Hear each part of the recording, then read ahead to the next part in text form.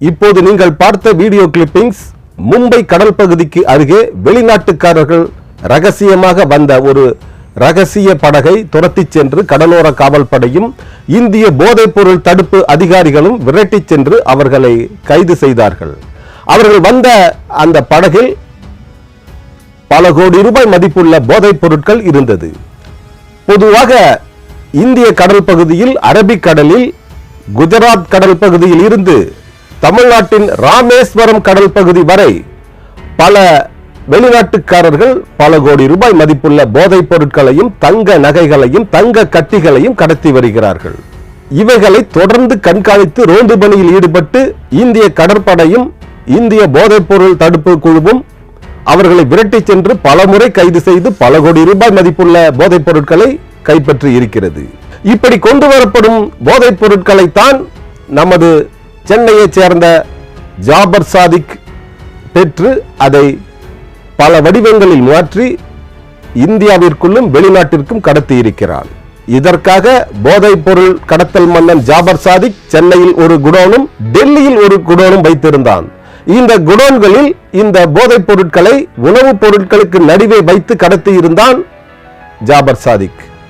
அவனை NCP police கைது செய்து 10 நாள் விசாரணைக்கு பிறகு இப்போது திகார் சிறையில் அடைக்கப்பட்டிருக்கிறான். அவனது 2 தம்பிகள் சலீம் மற்றும் மொய்தீன் ஆகியோர் இன்னும் தலைமறைவாகத்தான் இருந்து கொண்டிருக்கிறார்கள். அவர்கள் இருவரும் வெளியே வந்து விட்டதாக கூறுகிறார்கள். அவைகளில் உண்மை இல்லை. அவர்கள் இதுவரை என்சிபி அதிகாரிகளிடம் சரணடையவில்லை. என்சிபி அதிகாரிகள் அவர்களை தேடிக்கொண்டுதான் இருக்கிறார்கள். வெளிநாட்டிற்கு இவர்கள் இருவரும் தப்பிச் சென்று விடாமல் இருக்க விமான நிலையங்களுக்கு தொடர்ந்து லுக் அவுட் நோட்டீஸ் கொடுக்கப்பட்டிருக்கிறது. ஆகவே இவர்கள் உலகத்தின் எந்த பகுதிக்கும் விமானம் மூலம் தப்பிவிட முடியாது. இந்த நிலையில் போதைப் பொருள் கடத்தல் மன்னன் ஜாபர் சாதிக்கு நெருங்கிய நண்பர் சினிமா டைரக்டர் அமீருக்கு என்சிபி போலீஸ் ஒரு சம்மன் அனுப்பியது. உடனடியாக என்சிபி அலுவலகம் டெல்லிக்கு வந்து நீங்கள் விசாரணையை ஏற்க வேண்டும் என்று அந்த சம்மனில் கூறியிருந்தார்கள். உடனடியாக விமானம் மூலம் பறந்து சென்றார் டைரக்டர் அமீர். என்சிபி அலுவலகத்தில் தஞ்சமடைந்தார். அவரிடம் 11 மணி நேரம் தீவிர விசாரணை நடத்தப்பட்டது.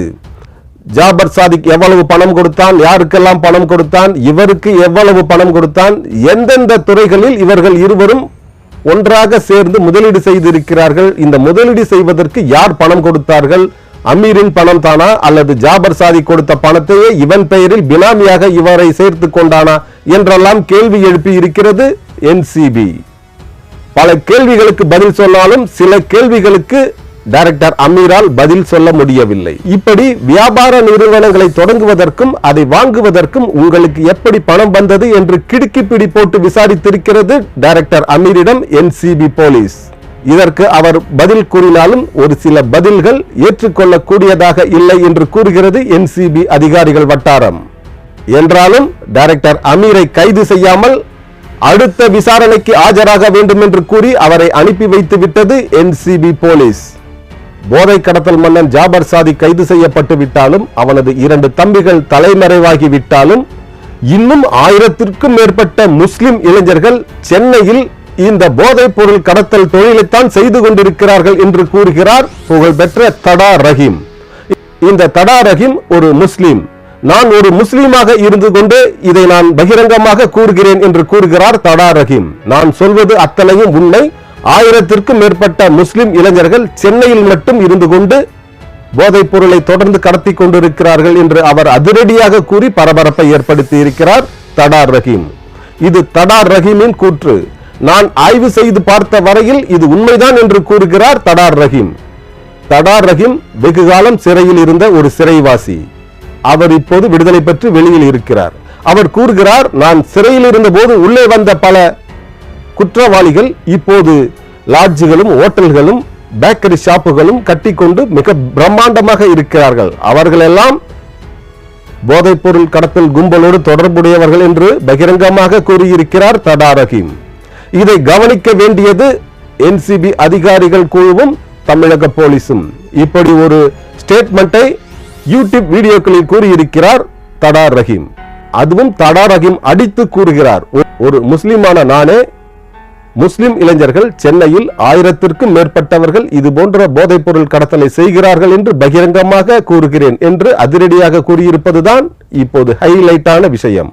NCB-ஆல் சீல் வைக்கப்பட்ட ஜாபர் சாதிக்கிற்கு சொந்தமான வீட்டை நீதிமன்றத்திற்கு சென்று அதை திரும்ப பெற்று விட்டார்கள் ஜாபர் சாதிக்கின் உறவினர்கள். இதனால் இப்போது விழித்துக் கொண்டது NCB போலீஸ்.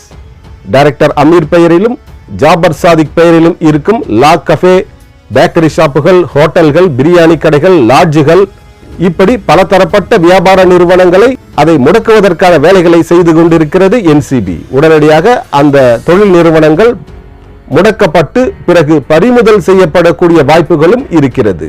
இதனால் பெரிதும் நொந்து போயிருப்பவர் டைரக்டர் அமீர். ஏனென்றால் இவரது பெயரில் கூட்டாக ஜாபர் சாதிக்கும் இவரும் சேர்ந்து பல தொழில் நிறுவனங்களை நடத்தி வருகிறார்கள். அதோடு இல்லாமல் சினிமா கம்பெனி ஒன்றும் நடந்து வருகிறது. இந்த சினிமா கம்பெனிக்கு JSM சினிமா கம்பெனி என்று கூறப்படுகிறது. இந்த JSM சினிமா கம்பெனிக்கு உரிமையாளராக ஜாபர் சாதிக் தான் இருக்கிறார். இந்த JSM சினிமா கம்பெனி இறைவன் மிக பெரியவன் என்கிற ஒரு படத்தை தயாரித்து வருகிறது. அதோடு மேலும் 5 படங்களை தயாரித்து வருகிறது. இந்த இறைவன் மிக பெரியவன் என்கிற படத்தை தான் டைரக்ட் செய்து கொண்டிருந்தார் டைரக்டர் அமீர். இந்த படத்தில் ஒரு குறிப்பிட்ட ரோலில் நடித்துக் கொண்டிருக்கிறார் ஜாபர் சாதிக்கின் தம்பி மைதீன். 2வது கதாநாயகனாக நடித்துக் கொண்டிருப்பதாக கூறுகிறார்கள். இந்த படம் முடியும் தருவாயில் தான் இப்படி ஒரு போதைப் பொருள் வழக்கில் சிக்கிவிட்டான் ஜாபர் சாதிக். அதனால் அந்த படம் முற்றாக நிறுத்தப்பட்டு விட்டது. அடுத்ததாக தமிழ்நாட்டின் புகழ்பெற்ற நடிகர் விஜய் சேதுபதிக்கும் NCB சம்மன் அனுப்ப இருக்கிறது. ஏனென்றால் நடிகர் விஜய் சேதுபதி JSM என்கிற ஜாபர் சாதிக் சினிமா கம்பெனியில் நடிப்பதற்கான ஒப்பந்தம் போட்டிருப்பதாக கூறுகிறார்கள். ஜாபர் சாதிக்கின் JSM சினிமா கம்பெனியில் ஒப்பந்தம் போட்டிருப்பதாக கூறப்படுவதால் அந்த படத்திற்கு எவ்வளவு அட்வான்ஸ் கொடுக்கப்பட்டது, எப்படி கொடுத்தார்கள், செக்காக கொடுத்தார்களா, பணமாக கொடுத்தார்களா என்று நடிகர் விஜய் சேதுபதியிடம் விசாரணை நடத்த இருக்கிறது NCB போலீஸ். நடிகர் விஜய் சேதுபதியை டெல்லிக்கு வரவழைத்து NCB அலுவலகத்தில் வைத்து நடிகர் விஜய் சேதுபதியிடமும் ஸ்டேட்மெண்ட் வாங்க இருக்கிறது NCB. இதனால் சினிமா வட்டாரத்தில் பரபரப்பு ஏற்பட்டிருக்கிறது. விரைவில் விஜய் சேதுபதிக்கு NCB சம்மன் அனுப்பக்கூடும். அப்படிப்பட்ட ஒரு தகவல் டெல்லி NCB அதிகாரிகள் வட்டாரத்தில் இருந்து கசிந்து வந்து கொண்டிருக்கிறது. ஆகவே விஜய் சேதுபதிக்கும் சம்மன் வர இருக்கிறது. அடுத்ததாக ஜாபர் சாதிக்கோடு தொடர்பில் இருந்த அரசியல்வாதிகள், உயர்மட்ட அரசியல்வாதிகள், 2ஆம் கட்ட அரசியல்வாதிகளுக்கும் சம்மன் அனுப்ப தயாராகி வருகிறது NCB. டெல்லியில் இருந்து அவர்களுக்கும் சம்மன் தயாராகி கொண்டிருக்கிறது. அவர்களும் டெல்லிக்கு சென்று NCB போலீஸ் முன்பு ஸ்டேட்மெண்ட் கொடுக்க இருக்கிறார்கள். ஸ்டேட்மெண்ட் கொடுத்த பிறகு இதில் யார் கைது செய்யப்படுவார்கள் என்பது அப்புறம்தான் தெரியும். இந்த எலெக்ஷனுக்காக காத்திருக்கிறார்கள், பாராளுமன்ற தேர்தலுக்காக காத்திருக்கிறது NCB அதிகாரிகள் குழு. ஏனென்றால் இப்போது யாரையாவது கைது செய்து விட்டால் பார்த்தீர்களா இந்த ஆட்சியின் அராஜகத்தை என்று கூப்பாடு போடுவார்கள் என்பதால் சற்று தாமதித்திருக்கிறது NCB. இந்த தேர்தலின் வாக்குப்பதிவு முடிந்தவுடன் அனைவருக்கும் சம்மன் அனுப்பப்பட்டு இவர்கள் அனைவரிடமும் தொடர்ந்து விசாரணை நடத்தப்பட்டு தேவைப்பட்டால் அவர்கள் கைது செய்யப்படக்கூடிய வாய்ப்புகள் இருக்கிறது. இந்த போதைப் பொருள் கடத்தல் மன்னர் ஜாபர் சாதிக் வழக்கில் அடுத்து என்ன நடக்கும்?